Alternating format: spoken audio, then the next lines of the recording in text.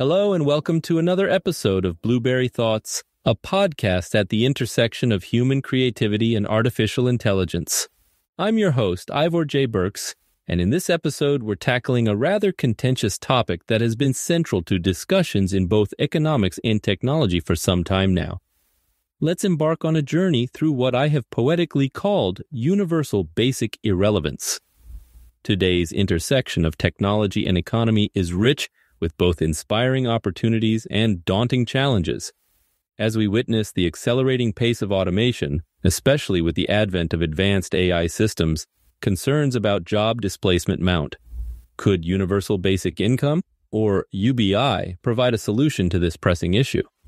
In this episode, we delve into various UBI trials conducted worldwide, their impact on local communities, and how this might serve as a buffer against the potential effects of AI-driven job displacement. We'll explore the role of generative AI and its transformative influence across various industries, looking at some numbers from a recent report by Accenture and other sources. We will even try and question the concept of work itself and challenge the fusion of AI and capitalism with some help from a well-known science fiction writer.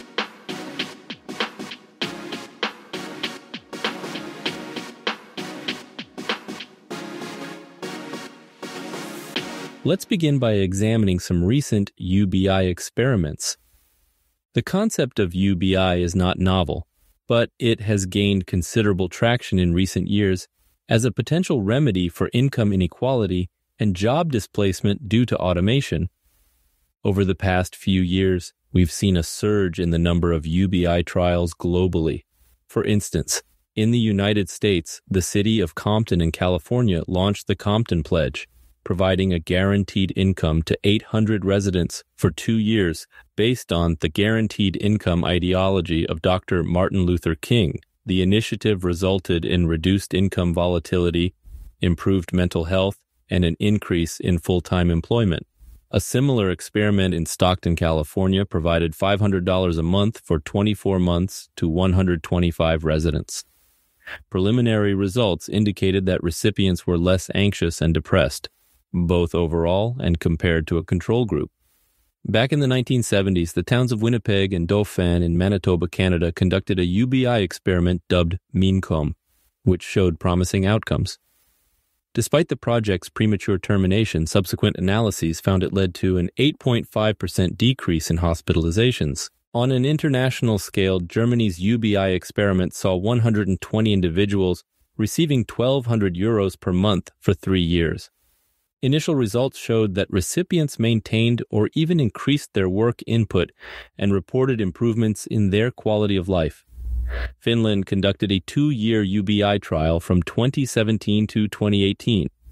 While the trial didn't significantly boost employment as anticipated, it did enhance the mental and financial well-being of participants. A notable trial in South Korea's Gyeonggi province gave 13 million residents UBI in the form of local currency, leading to increased consumption, particularly within local businesses, thus invigorating the local economy. These examples share a common thread. UBI, contrary to popular criticism, doesn't discourage work. Instead, it offers a safety net, empowering people to make more confident decisions about their employment, spending, and overall well-being. Implementing UBI on a grand scale does present challenges including cost, potential disincentives to work, and the risk of inflation.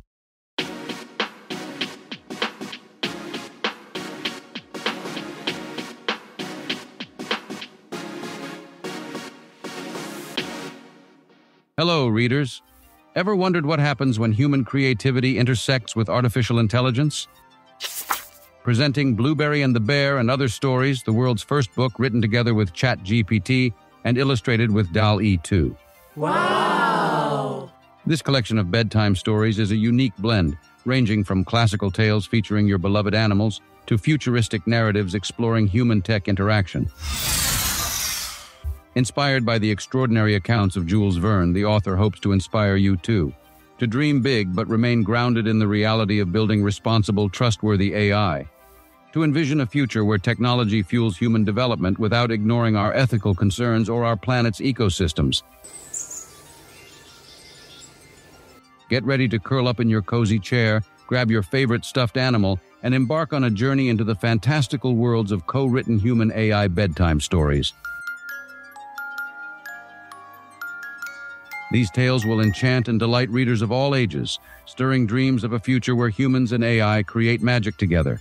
And the conversation doesn't end with the last page. Join us online at blueberrythoughts.com to keep the discussion going on this groundbreaking endeavor and the endless possibilities that lie at the intersection of human creativity and artificial intelligence. You can find Blueberry and the Bear and other stories on Amazon in Kindle and paperback format, but you can also download the book for free in EPUB or PDF format from our website, blueberryandthebear.com.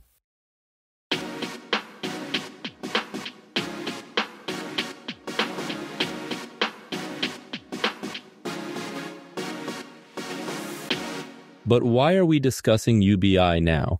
The answer lies in the rapid advancement of AI and automation technologies. They're transforming the way we work, and the effects are not always beneficial.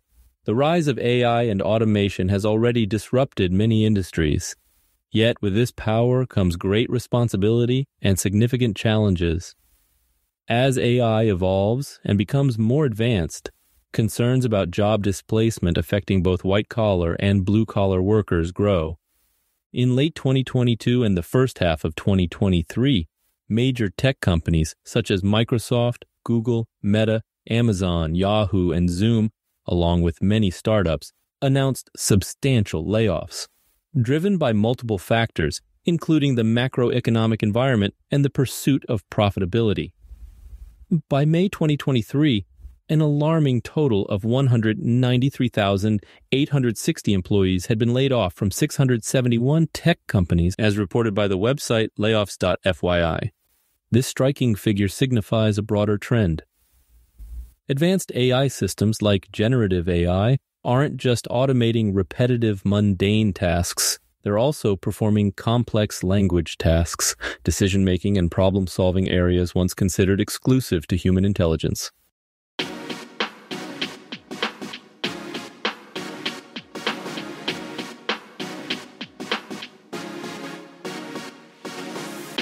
According to a report by Accenture titled, "A New Era of Generative AI for Everyone," Gen AI is poised to disrupt work as we know it, creating a new dimension of human and AI collaboration. The report suggests that almost every role in an enterprise has the potential to be reinvented, with most workers having an AI co-pilot. Recall our previous episode where we discussed Microsoft's Work Trend Index annual report for 2023. Microsoft refers to their new AI program as Copilot, emphasizing this new AI employee alliance. This partnership between AI and humans is critical in shaping our future work landscape. The impact of this technology will be felt across industries with varying degrees of automation and augmentation potential. For example, in the banking industry, 54% of tasks have high potential for augmentation by AI, while in the natural resources industry, the figure is just 20%. Interestingly, language tasks, which account for 62% of total work time in the U.S., have high potential to be automated or augmented by large language models, or LLMs. This means that a substantial proportion of tasks currently performed by workers could be automated by AI in the future.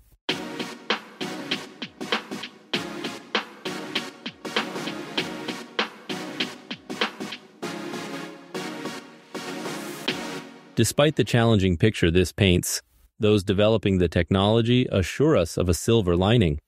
The same technology that's threatening jobs also holds the potential to create new ones. We can anticipate an increasing need for AI specialists to develop, maintain, and improve these systems. As AI takes over routine tasks, humans could concentrate more on high-level, strategic, and creative tasks. That sounds almost too good to be true. First of all, this transition won't be straightforward or seamless.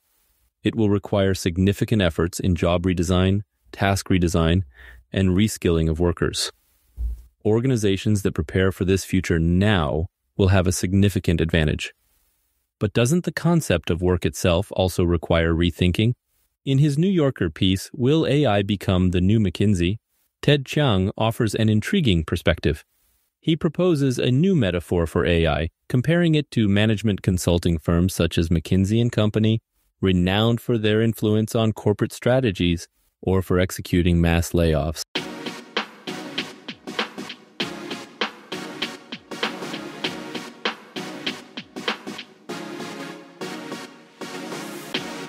Chiang highlights how AI, like McKinsey, can help companies boost profits while potentially sidestepping responsibility for decisions detrimental to the workforce or wider society.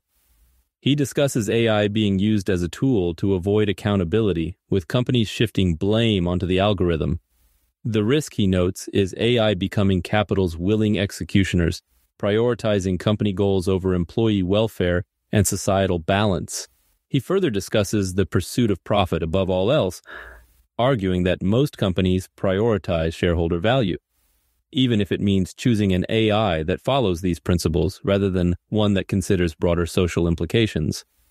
He criticizes the concentration of wealth among a small group of individuals facilitated by AI as a damaging aspect of current capitalism. As presently deployed, AI often replaces human labor for cost savings, a problem directly aligned with management's interests. Chiang questions if AI could be developed to further the interests of workers instead of management. He compares the current trajectory of AI to accelerationism, a philosophy that endorses worsening conditions to incite drastic change. He cautions that the relentless pursuit of shareholder value could lead to societal collapse unless the government intervenes. He challenges the concept of universal basic income, UBI, as a solution, viewing it as passing the responsibility onto the government. His arguments invite questions about the societal impact of AI and the necessity of public policy and regulation in managing AI's socio-economic impacts. The proposal that AI should empower workers and improve working conditions encourages us to consider how we can use technology to address social and economic injustices.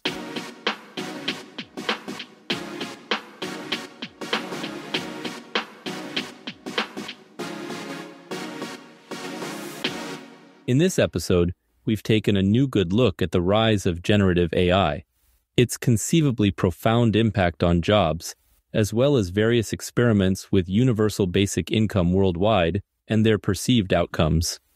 Ted Chiang's article leaves us thoughtful. He pushes the debate beyond the AI apocalypse some experts have been warning about recently, directing our focus instead toward the tangible social and economic issues that AI may create or exacerbate. Chiang emphasizes the need for regulatory oversight to ensure AI doesn't unintentionally serve as a tool to avoid responsibility while perpetuating inequities and injustices. It seems that it's up to us to avoid a future of universal basic irrelevance.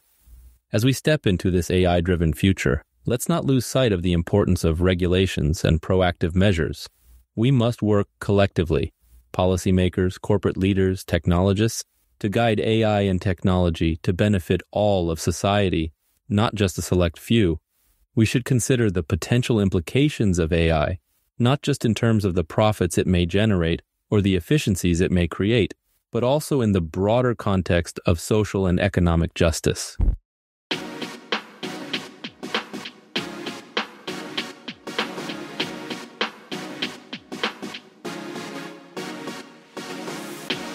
In the next episode, we'll go back to the basics and explore some of the technological advances that have made current generative AI possible. I will also try and explain how some of the Gen AI tools you may have heard of, such as ChatGPT or Midjourney, actually work.